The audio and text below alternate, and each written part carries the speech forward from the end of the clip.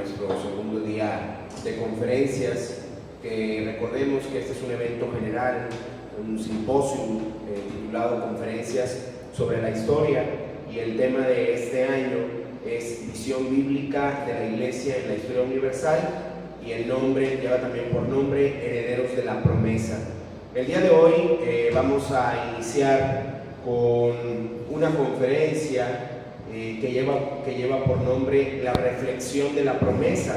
El día de ayer hablábamos acerca de los fundamentos bíblicos de la Iglesia en el Antiguo y en el Nuevo Testamento, y nos dimos cuenta que el hilo conductor de la historia bíblica es la promesa o el pacto. Así le podemos llamar: promesa, pacto o testamento. Estuvo a cargo del pastor de nuestra iglesia, nuestro hermano Isaac Daniel Meraz. El día de hoy, en esta conferencia, en estos momentos, nuestro hermano pastor Raimundo Villanueva va a tener a su cargo el periodo de los padres de la iglesia en la Edad Media, cómo la iglesia se movió a través de estos siglos, desde el siglo II aproximadamente hasta el siglo XIV, XV. Entonces es un periodo muy largo, y por eso hemos determinado que esta conferencia dure aproximadamente de 1:30 a 2 horas. Entonces, después de la conferencia vamos a pasar a tomar un receso de unos 25 minutos y volvemos para la última conferencia, que es de Iglesia en la Reforma Protestante. Esta conferencia lleva por nombre La Reflexión de la Promesa. Ahorita vamos a ver el porqué, pero antes de iniciar voy a invitarles a que nos pongamos de pie para tener una oración. Voy a invitar por favor a nuestro pastor que nos dirija en la oración, y después vamos a buscar en Daniel capítulo 4, versos 34 y 35, y vamos a leer todos juntos esta base bíblica que va a ser el punto de partida para que nuestro hermano Raimundo tenga a su cargo la conferencia. Daniel 4, 34 y 35, pero antes de esto vamos a orar con nuestro pastor. Te alabamos y bendecimos tu nombre, nuestro buen Padre Celestial, esta oportunidad y tiempo que nos das de reflexionar en tu palabra, de meditar, Señor, en tu obra a lo largo de la historia, manifestándote, Señor, a tu iglesia y mostrando a ella tu misericordia y tu gracia. Oramos, Señor, para que tú nos guíes con tu espíritu de sabiduría, de entendimiento, y comprender, Señor, el mensaje que tienes a nosotros a través de tu siervo. Úsalo, Señor, y que esas palabras queden grabadas en nuestro ser. Háblanos, Señor, así mismo por tu palabra que leemos, y ponemos en tus manos, Señor, también aquellos hermanos que aún vienen en camino. Guarda sus pasos, Señor, y concédenos estar reunidos para meditar en tu palabra. En el nombre de Cristo Jesús te lo suplicamos. Amén. Amén.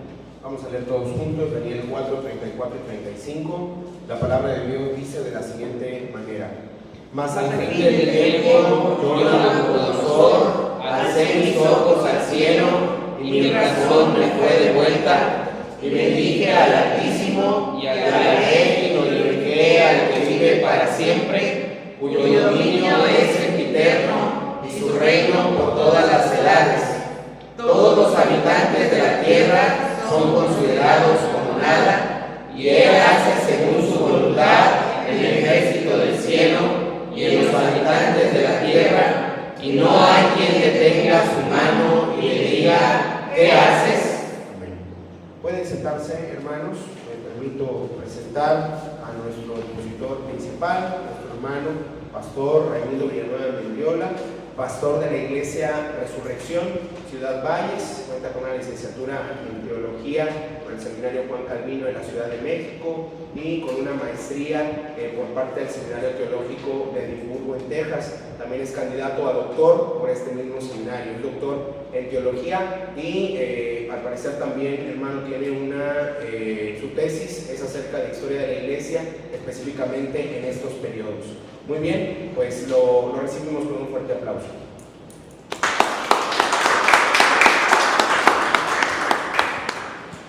Muchas gracias. Gracias también al pastor por permitirnos estar aquí en este día, ¿verdad? No es fácil tampoco estar recibiendo a otro pastor, así que pues agradecemos mucho esta oportunidad que nos da. Sí, todos pueden escucharme bien. Mi tono de voz es un poco más pequeño, pero bueno, vamos a esperando que esto sea de bendición para sus vidas. Hemos visto el capítulo 4, versículos 34 al 35, y vemos ahí cómo Nabucodonosor pone delante de la gente, delante de todo Babilonia, el gran hecho de que Dios es el Señor de la historia. Dios está guiando, Dios está dirigiendo la historia humana. Dice que Él es Señor, versículo 35, que Él hace su voluntad en el ejército del cielo. Y para muchos de nosotros es fácil decir eso. Bueno, los planetas, las estrellas siguen las órbitas porque Dios las ordena.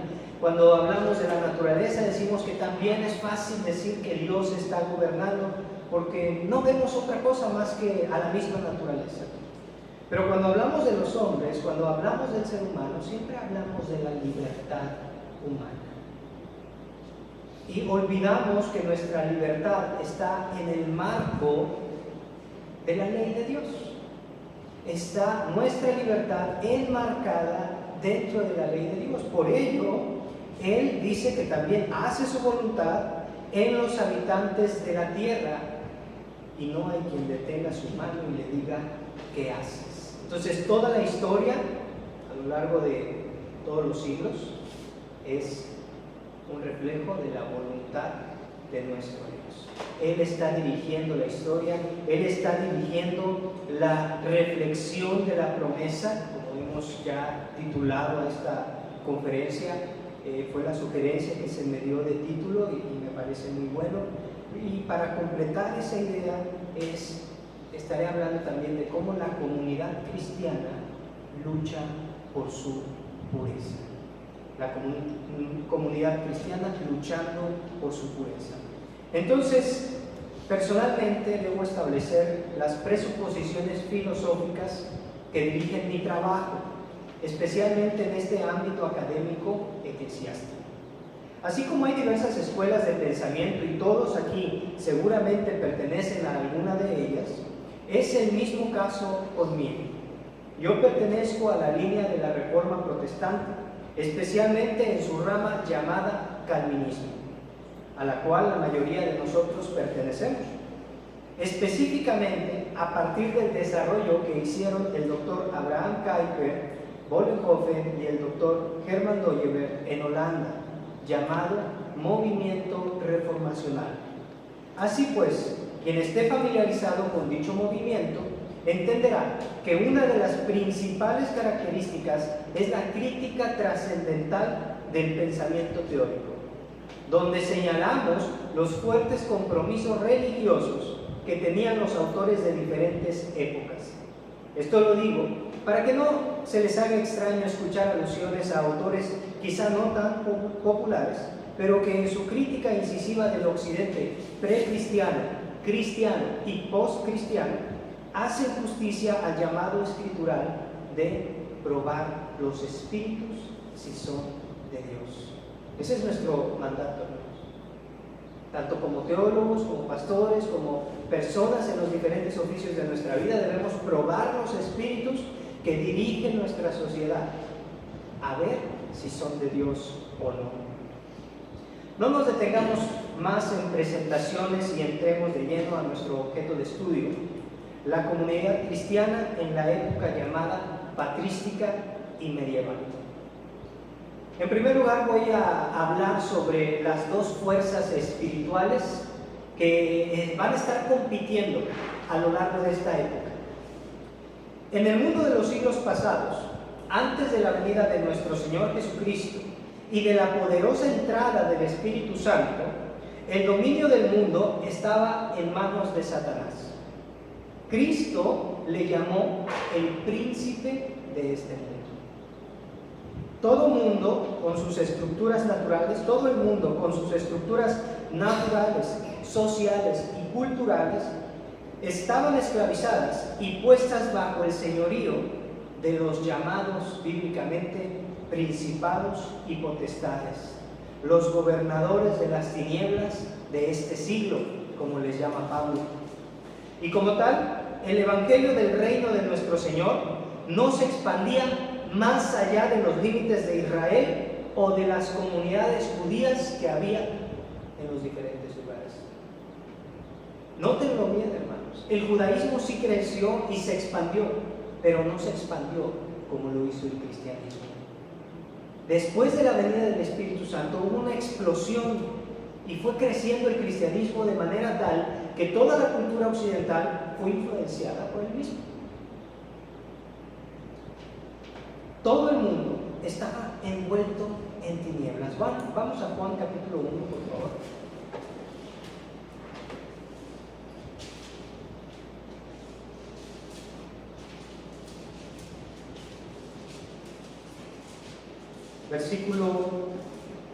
Capítulo 1, versículo 5, dice que la luz en las tinieblas resplandece y las tinieblas ¿qué? Así es. Había tinieblas en la tierra, había una fuerza espiritual dirigiendo a la sociedad, al mundo, a Roma misma, que llamamos tinieblas. Y entonces viene la luz de nuestro Señor Jesucristo, hasta que la luz vino, y esa luz es nuestro Señor Jesucristo, como ya lo hemos visto ahí mismo. Ciertamente significó la irrupción del reino de Dios en la tierra. El mismísimo Rey venía a su mundo para recuperar lo que por derecho era suyo. Vean ustedes o recuerden ustedes los evangelios. Y si ustedes recuerdan, hermanos y hermanas, sabrán que Cristo Jesús empezó su predicación con esta frase: arrepentidos, porque el reino de los cielos se ha acercado. El reino de Dios. Y precisamente teóricos acerca del reino y del pacto refieren que lo que es el pacto en el Antiguo Testamento es el reino en el Nuevo. La frase nos da a entender lo mismo. Nuestro Dios teniendo relación con nosotros y dirigiéndonos en toda nuestra vida. La fuerza espiritual dirigente del mundo se expresaba en maneras muy diversas.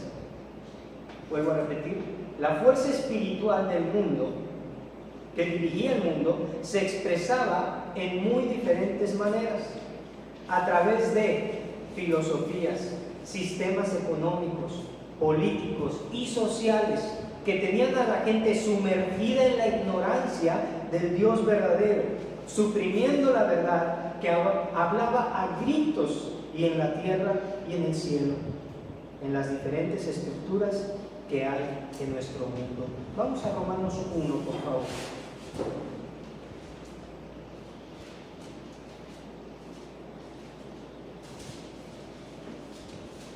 Versículo 18, porque la ira de Dios se revela desde el cielo contra toda impiedad e injusticia de los hombres que detienen con injusticia. ¿Qué detienen? La verdad. Y la verdad se refiere aquí precisamente a quién es Dios, su eterno poder y deidad, que Él es el Señor soberano que va dirigiendo a toda su creación. Eso es la verdad. Y estos poderes espirituales, les recomiendo un libro que se llama Cristo y los poderes de Henricus Bergh, y habla precisamente acerca de eso, de cómo los poderes, los dominios, las potestades, no son nada más demonios o espíritus que están dirigiendo, al estilo Chick Publications, de que ahí hay demonios que están susurrándote constantemente que vayas en contra de Dios. No. Los dominios, los principados, las potestades son cosas creacionales, cosas creadas por Dios, pero que el hombre las endiosa y que las eleva a cargo de Dios, como por ejemplo el dinero. ¿Recuerdan ustedes al Dios del dinero en el Nuevo Testamento? Jesús lo llama por su nombre. Y también vemos que en las Escrituras otro de los grandes poderes que hay en la Biblia, están en contra de Dios, es el Estado romano, el Imperio romano. Se oponía contra Dios porque decía que solo hay un Señor y ese es César, el emperador. pero el cristianismo se pone delante de César y le dice: no hay otro Señor más que Cristo Jesús. Pero en el momento en el que Jesucristo asciende y envía su Espíritu, la comunidad del pacto, la comunidad del reino toma fuerza y empieza a proclamar a diestra y siniestra que Jesús es el Cristo, que Jesús es el Señor y que todos los principados y potestades han sido exhibidos en la cruz. Ya ninguna filosofía puede llamarse la verdad, porque solo hay una verdad: Jesucristo. Ningún sistema político puede llamarse a sí mismo absoluto, porque solo hay un rey, Jesús.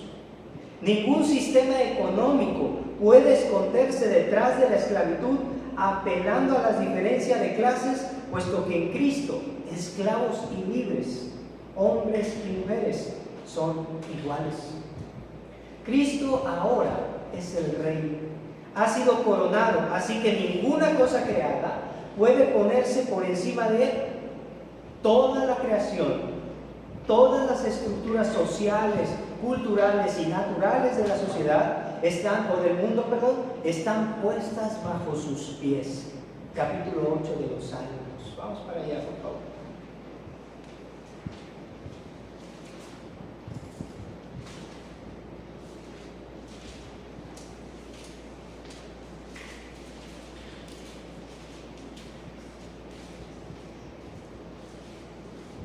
Has puesto tu gloria sobre los cielos, de la boca de los niños y de los que maman, fundaste la fortaleza a causa de tus enemigos, para hacer callar al enemigo y al vengativo. Y luego dice que al hombre, versículo 4, al hombre, y el versículo 5 dice: al hombre lo has hecho poco menor que los ángeles y lo coronaste ¿de qué? De honra. Le hiciste señorear sobre las obras de tus manos. Todo lo pusiste, ¿qué? Debajo de sus pies. Y si este salmo nos habla acerca de la humanidad como tal, pero es un salmo mesiánico también. Y Cristo Jesús es aquel debajo de quien fueron puestas todas las cosas, porque Él lo dijo cuando ya iba a ascender: toda potestad me es dada en el cielo y en la tierra. Entonces Cristo tiene potestad sobre todas las cosas en los cielos y en la tierra. Cristo tiene potestad sobre la política, Cristo tiene potestad sobre la economía, Cristo tiene potestad sobre lo social, sobre cada aspecto de la vida. El hombre ha sido puesto una vez más en su posición de servicio al Creador. Génesis 1:28, por favor, alguien que me lo lea.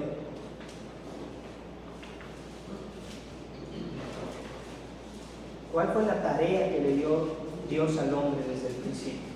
Y los bendijo Dios y les dijo: fructificad y multiplicaos, llenad la tierra y sojuzgadla, y señoread en los peces del mar, en las aves de los cielos y en todas las bestias que se mueven sobre la tierra. ¿Se parece esto, gracias hermano, a aquello que dijo Jesús: toda potestad me es dada en el cielo y en la tierra? El hombre en Cristo es puesto una vez más en su posición religiosa de servicio al Creador. Otra vez el pacto es restablecido. El pacto es una vez más tomado en cuenta. Siempre había tenido vigor. El problema es que el primer Adán no se había sido considerado digno del pacto. Y ahora Cristo Jesús, nuestro Señor, en condiciones adversas y mucho peores que las que Adán y Eva tuvieron, guardó el pacto. Y por su obediencia y por su sacrificio, por su muerte y resurrección, usted y yo hoy podemos beneficiarnos de dicho pacto y formamos parte del pacto de nuestro Dios. El hombre ha sido puesto una vez más en su posición de servicio al Creador. Así todo lo que haga debe proclamar el señorío de Jesucristo en cada área. En Hechos tenemos el comienzo de lo que personalmente llamo la invasión a gran escala del mundo. Para ejemplo, solo diré algunos momentos esenciales de la recuperación del reino. 1. La proclamación del señorío de Cristo en la economía, en el servicio diaconal de Hechos capítulo 6. Esta específicamente es la idea de uno de mis profesores, porque entiendo que están grabando esta conferencia y no vaya a ser que él se entere y vaya a decir que lo ando plagiando, ¿no? Es esta idea del capítulo 6 visto como una proclamación del señorío de Cristo en la economía, de capítulo 6 de Hechos, es del doctor Juan Pablo Roberts, uno de mis profesores. Y precisamente lo que nos está diciendo es que los diáconos, hermanos, no tenían una labor simplemente eclesiástica. La diaconía de la que se habla en Hechos 6 no es de recoger ofrendas nada más y administrarlo para los edificios de la iglesia. La diaconía de la que habla Hechos 6 es más abarcante. Casi nos está hablando de un sistema de pensiones para gente que no tiene los recursos. La iglesia vendía sus propiedades, la gente de la iglesia, la comunidad cristiana, vendía sus propiedades y lo ponía en dinero a pie de los apóstoles. Y nombraron a los diáconos como los administradores de Dios en el área económica. La proclamación del señorío de Cristo en la sociedad. Todos los hombres en Cristo son limpios. Hechos capítulo 10. Quizá recordarán ustedes Cornelio y Pedro, que Jesús le dijo a Pedro: lo que yo he limpiado, no lo llames tú común o inmundo. Y nosotros los cristianos tomamos ese texto como pretexto para comer pues puerco a montón, ¿verdad? Eso es una de las bendiciones de ser cristiano. Pero esto va mucho más allá y tiene implicaciones para la sociedad, hermanos. Toda persona se puede acercar a Dios y necesita de Dios, y la proclamación de Cristo les es dada. No hay alguien superior por alguna etnia o alguna casta que tenga, no hay gente superior o inferior en Cristo. La proclamación del señorío de Cristo en las formas culturales de la sociedad. Hechos capítulo 15, Concilio de Jerusalén. Uno diría, pero pastor, ahí estaban hablando de que si hay que circuncidarse o si no hay que circuncidarse. ¿Cómo que formas culturales de la sociedad? Hay quienes afirman que Hechos 15 no solamente es el inicio de la liberación del judaísmo y el cristianismo, la separación, ¿no? Hay quienes piensan que es el comienzo de las misiones transculturales. Y creo que más allá de ser el inicio de las misiones transculturales, porque ahí lo estamos reduciendo al área eclesiástica, es que los apóstoles están viendo que el evangelio no debe adquirir la forma judía, sino que el evangelio debe influenciar lo más posible toda la sociedad. Por eso se le dice a los gentiles: solo quedan algunas cosas necesarias que ustedes deben guardar. Deben guardarse de ahogado, de sangre, de los sacrificados a los ídolos y de fornicación. ¿Y a cuántos de ustedes les gusta la moronga? ¿Qué otro nombre tiene esa cosa? Relleno. El relleno. Es sangrita, ¿no? Y nosotros ahora como cristianos, bien que la comemos. Y uno diría, pero aquí dice que no. Porque precisamente tiene un enfoque también cultural, transcultural. El evangelio nos está llamando a ir mucho más allá de ser como un judío. Cristo no quiere que seamos como un judío. Cristo quiere que seamos como Él. Pastor, pero Jesús era judío. Eso después lo argumentaremos. Pero aquí el punto es que Cristo Jesús quiere que nos asemejemos más y más, reflejando la gloria de Dios. Porque eso es lo que somos, la imagen de Dios. Y se supone que debemos reflejar lo que Dios hace en nosotros. La proclamación de Cristo, punto 4, del señorío, la proclamación del señorío de Cristo en el área filosófica o académica, Hechos capítulo 17. Ahí Pablo llega al Areópago, en Atenas, y alrededor de Pablo están todos los estoicos y los epicúreos, y muchos más filósofos. Y ahí Pablo proclama el señorío de Cristo y hace una interpretación de la realidad a partir de las categorías de la palabra de Dios. Lo que les dice Pablo a los atenienses es una perspectiva filosófica cristiana, hermanos. Y el punto 5 es la proclamación del señorío de Cristo en el área política, Hechos 23 al 28. ¿Por qué? Es curioso que Pablo, la mayoría de las veces que está proclamando el Evangelio en los capítulos 23 al 28, se la pasa proclamándose a personas dirigentes de la sociedad, políticos. Entonces Cristo, y luego al final llega hasta Roma. Y a mí me impacta ver cómo nuestro Señor es proclamado, no nada más, Hechos no nos dice a las personas que Pablo le habló, no, Hechos nos dice las áreas que Pablo tocó, que el Evangelio tocó, porque todo el mundo de Jehová es la tierra y su plenitud del mundo y los que en él habitan. El problema es que esas personas no lo saben, lo olvidan, y no solo lo olvidan, suprimen esa verdad con injusticia.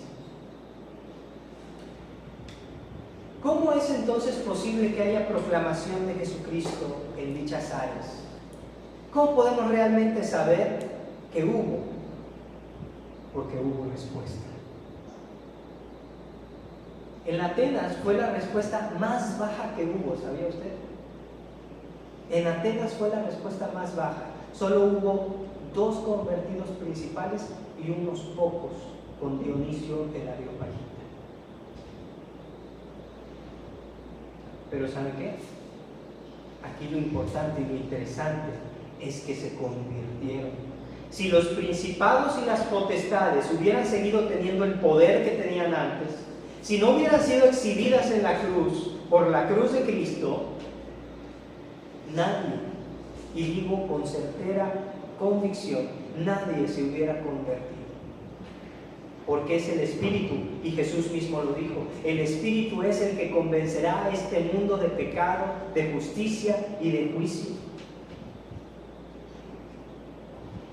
Por cuanto no han creído en mí.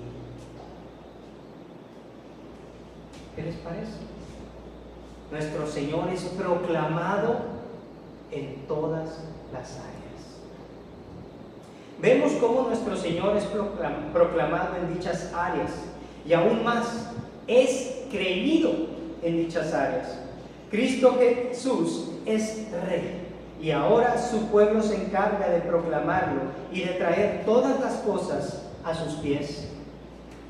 Pero el último apóstol murió, Juan, quien en su Apocalipsis nos presenta una visión de la historia del mundo a la luz del que está sentado en el trono y del Cordero, que es digno de desatar los sellos de la historia. Cuando el Cordero de Dios va desatando los sellos, va rompiendo los sellos y va abriendo el rollo, no es la Biblia el rollo, es la historia del mundo, los juicios que Dios traerá en la historia del mundo. Por eso el libro de Apocalipsis es de gran esperanza para el cristiano, porque nos dice que el Cordero tiene el rollo en sus manos.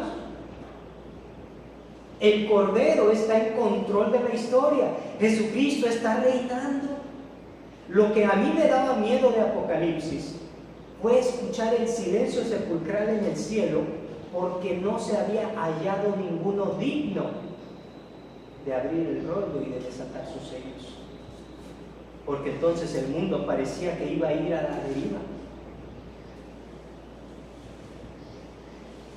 Ahora es el tiempo que la iglesia, que será guiada a toda verdad por el Espíritu Santo, se involucre en expresar en los momentos concretos de su existencia el poder del reino.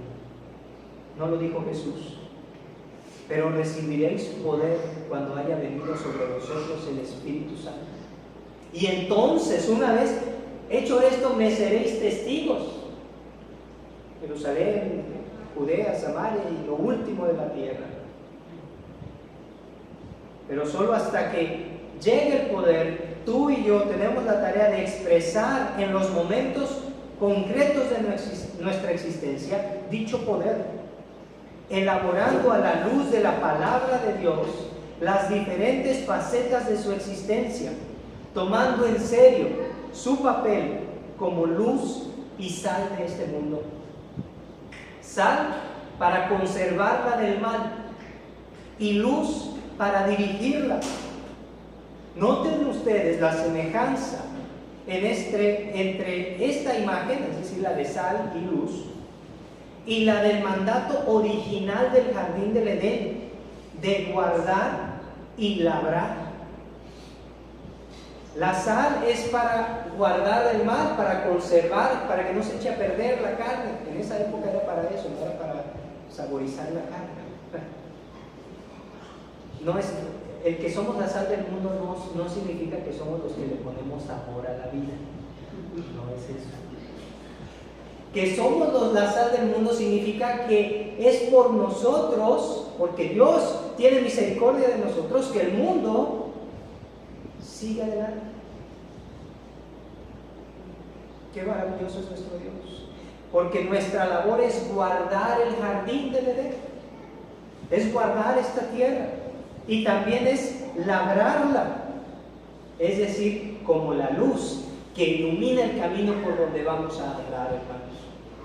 Note la semejanza entre sal y luz y guardar y labrar. Así que tenemos dos fuerzas espirituales. Una que no le da gloria a Dios y que busca tener esclavizada a la humanidad y a todo el universo. Y la otra que honra al Creador sujetándose gustosa a su Rey, Jesucristo, y que trae liberación de la opresión en las diferentes áreas de la vida. Ambas fuerzas están compitiendo por la hegemonía, el control sobre la vida humana y sus desarrollos culturales. Ambas fuerzas espirituales están luchando en este mundo donde se libra la gran batalla por el señorío del cosmos. Toda la historia posterior de la Iglesia se desarrolla a partir de esta premisa. Esta es la premisa. La Iglesia está luchando por ser sal y luz de este mundo, de cumplir una vez más el pacto de la antigüedad, labrar y guardar el jardín al proclamar el señorío de Jesucristo sobre toda la vida. Esa es la historia de la Iglesia, hermanos. Y esa es la conferencia de este. Estaría bueno que hasta ahí acabara, ¿no? Cristo Jesús es Rey. Cristo Jesús es Señor. Y la labor de la Iglesia a lo largo de la historia es esa: proclamar. No hacer que la gente crea. No hacer que las cosas se hagan como los cristianos decimos, sino proclamar a Jesús. Y una vez proclamado y creído por los hombres, todos se someterán gustosos, y no solamente los hombres, sino todas las cosas. Romanos lo dice, que la creación está gimiendo, esperando la manifestación de los hijos de Dios. Bueno, vamos a entrar de lleno a la época patrística. Época patrística. es decir, de los padres de la iglesia. Ahorita vamos a explicar un poco más. Después de la muerte de los apóstoles, se levantan los que llamamos padres apostólicos. A ellos les llamamos así, puesto que conocieron a los apóstoles y fueron instruidos en algunos casos por ellos. La obra principal de estos hombres fue hacia adentro de la comunidad cristiana, fortalecerle los duros momentos de la persecución que también había en dicha época y animarle para hacer frente con vigor a los retos que presentaba la cultura pagana. La epístola de Policarpo y su martirio son el ejemplo claro de dicho tipo de instrucción hacia adentro. La narración del martirio de Policarpo de Esmirna, discípulo de Juan el apóstol, es maravillosa. Si tienen la oportunidad de leerla, léanla. Búsquenla en internet o vayan a una librería y pregunten: oigan, ¿tienen la historia de Policarpo de Esmirna? Si le dicen que no, pues regáñenlos, porque es importante que los cristianos conozcamos eso. ¿Saben qué libro pueden conseguir? Creo que es en el libro de los mártires de J. Fox, ¿no? Creo que a lo mejor allí viene, no estoy seguro. Pero si no lo conoces, lo voy a contar rápidamente.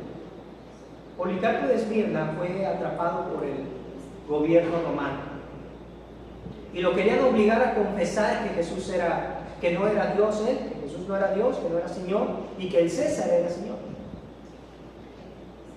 Y al final, él tenía 80 años el Señor, era pastor de iglesia y todo eso.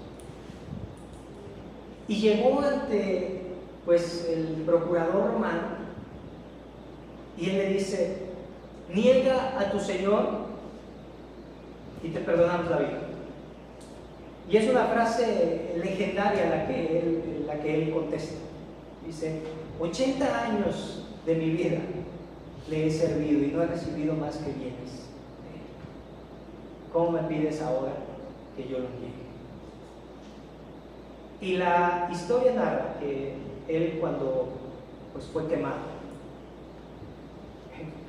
les gustaba mucho embellecer las historias, ¿verdad? Y la quema de un hombre nunca es bella, pero la pintaron de una manera tan maravillosa que me hubiera gustado estar allí y ser yo el quemado. Dice que el fuego que salía, porque salía el fuego de él, dice ahí la narración, y que era de un color verdoso, maravilloso, muy bonito, y que hacía que uno se asombrara y que viera que aún en la muerte él daba gloria a Dios.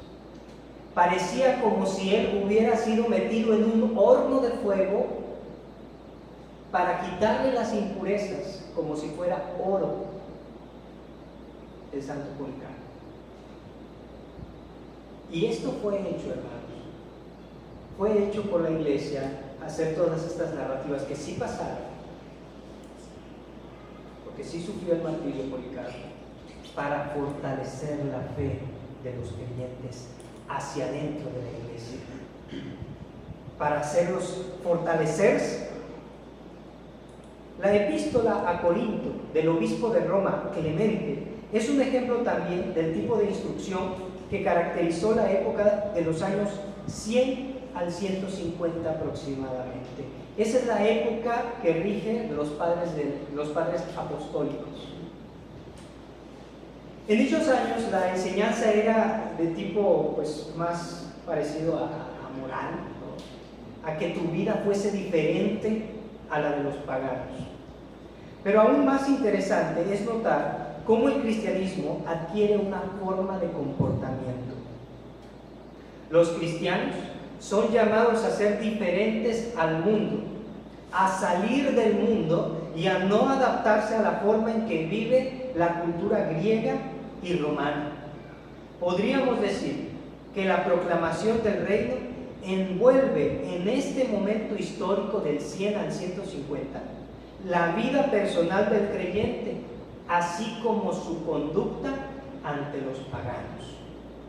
Durante dicha época, la fuerza espiritual pagana adquiere la forma de persecución imperial contra aquellos que decidían no honrar a César como Señor y así se nieguen a ofrecer sacrificio ante la figura del emperador. Cuenta la historia, no la leyenda o el mito, que una vez que un cristiano o que una persona pagana ofrecía sacrificio al emperador, se le daba un certificado, una marca de que eran fieles al emperador. ¿Qué cree que era eso? La que llama el Apocalipsis la marca de la bestia. Y si tú no ofrecías dicho sacrificio, eras exiliado de la sociedad romana de esa época. No podías comprar ni vender, no porque no tuvieras dinero, sino porque te alejaban de la sociedad.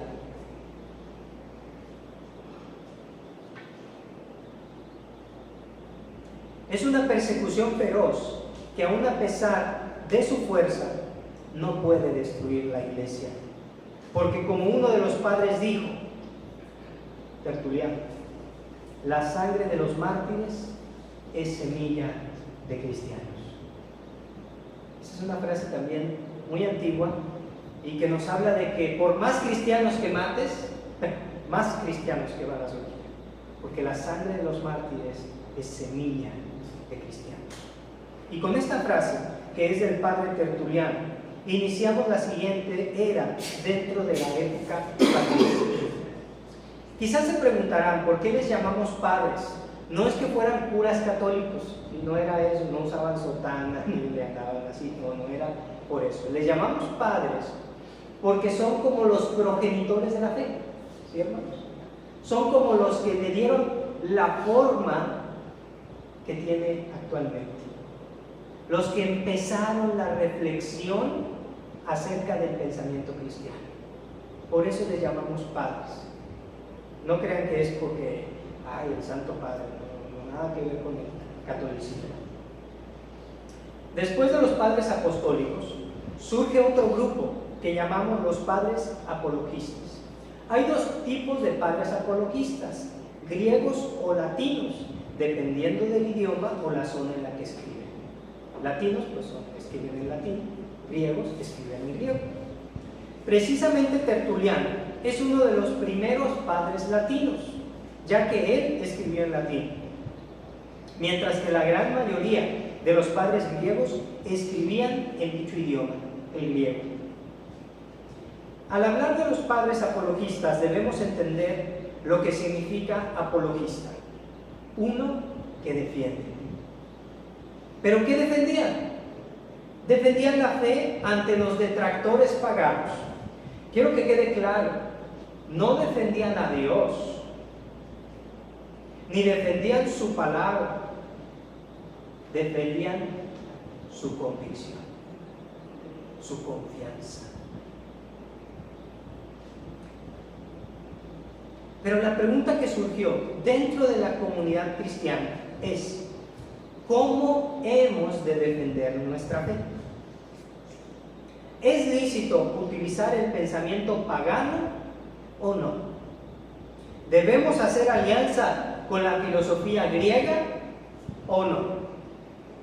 Estaban los paganos atacando el cristianismo, entonces la pregunta que surge es, ¿cómo le vamos a hacer? ¿De dónde vamos a echar mano para defendernos? ¿Qué armas tenemos nosotros para defendernos? Pablo dice que nuestras armas son espirituales, poderosas para derribar fortalezas. ¿Pero de qué armas estaba hablando Pablo? Decían ellos. Se preguntaban constantemente. ¿Debemos o podemos utilizar la filosofía griega o no? Preguntaban los padres. La respuesta fue la síntesis. ¿Qué es la síntesis? Unir dos cosas opuestas para que sean una. Y la síntesis, se dio de dos maneras. Según el doctor Van Dyck y el doctor Bonhoeffer, ocurrió lo siguiente: la síntesis de la paradoja y la síntesis de la eisegesis exégesis. Vuelvo a repetir, si gustan apuntar, la primera manera en que se desarrolló la síntesis fue la síntesis de la paradoja y la síntesis de eisegesis con S, guión, exégesis con X. La síntesis, eisegesis, exégesis, palabras griegas que quieren decir cada una, eisegesis, traer dentro, y exégesis, extraer, sacar de dentro. Una cosa es la eisegesis, que es meter tus ideas, y la exégesis es sacar las ideas que dice el texto. Hubo muchos convertidos al cristianismo, y de dichos convertidos, algunos eran filósofos, como el filósofo Justino, que llamamos el mártir, porque murió por la fe cristiana. Él, como tal, vivió en una época de persecución, pero su principal aportación al pensamiento cristiano fue el inicio de la síntesis, es decir, la unión del pensamiento cristiano con el no cristiano. Él era partidario de usar el pensamiento de Platón y Sócrates, puesto que en ellos había verdad, y como tal, toda verdad viene de Dios y debemos estar dispuestos a usarla. Yo creo eso, podemos usar las verdades que hay en el mundo, es cierto. El problema es cuando aceptamos esa verdad con todo lo demás. Y eso es lo que hizo Justino. Justino no solo aceptó la verdad que decía Platón o Sócrates, Justino aceptó todo el sistema platónico y socrático.